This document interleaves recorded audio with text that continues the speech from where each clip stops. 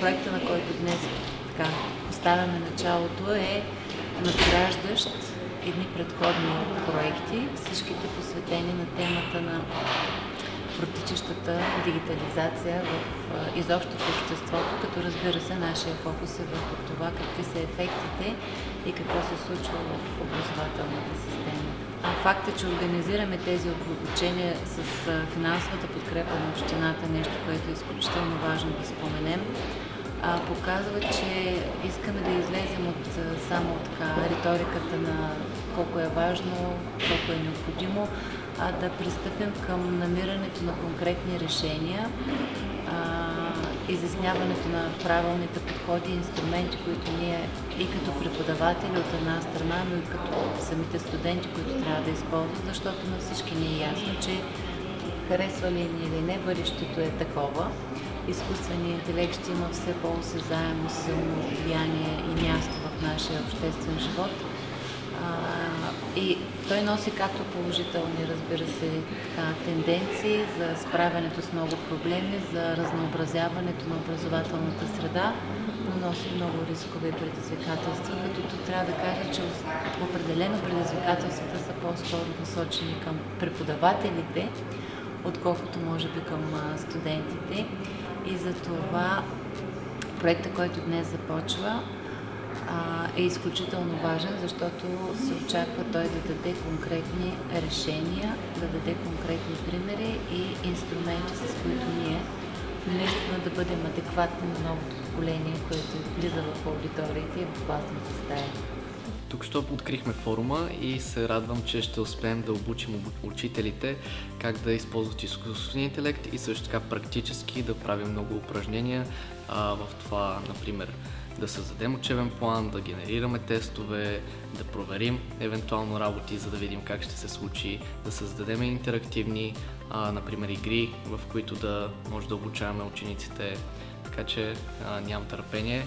да се образуваме всички заедно и да използваме все повече изкуствен интелект в образованието. Също така ще е полезно за студентите, защото те ще могат да разберат как могат да използват изкуствен интелект като виртуален асистент или виртуален учител, който да е винаги на линия, за да им обясни, например, някоя сложна концепция, да им да обясни, така че те да си изчистят идеите в тяхната глава и естествено да придобият нови знания. Искам да изкажа благодарността на Регионално управление на образованието към екипа на Варненски свободен университет и Община Варна, които за поредна година отделят внимание на тази толкова важна тема – изкуствения интелект в образованието. Ние сме в период, в който изкуственият интелект се развива изключително бързо и това влияе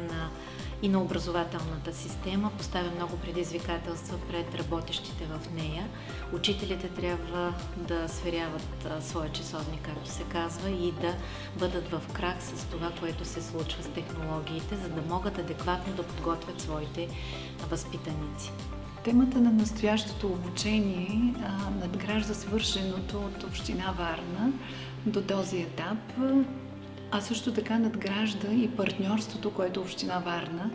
има с Варненски свободен университет. Това са традиционни обучения, които са отправени към учителите, а актуалността на темите е факт. Тази годишната конференция, която ние правим, Международния образователен форум, също разглеждаше образованието през парадигмата на изкуствения интелект и емоционалната интелигентност, така че считам, че обучението ще мине изключително при висок интерес от страна на преподавателите, които са поканени и вече част от записаните разбиране от организаторите, и ще надгради техните знания за възможностите, които дава изкуственият интелект в пряката им работа. С всички минуси, с всички плюсове, които вече са факт и вече са изказани, нашите учители ще могат да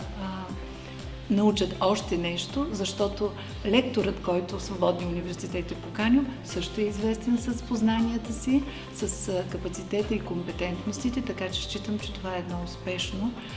продължение на всичко свършено в партньорство.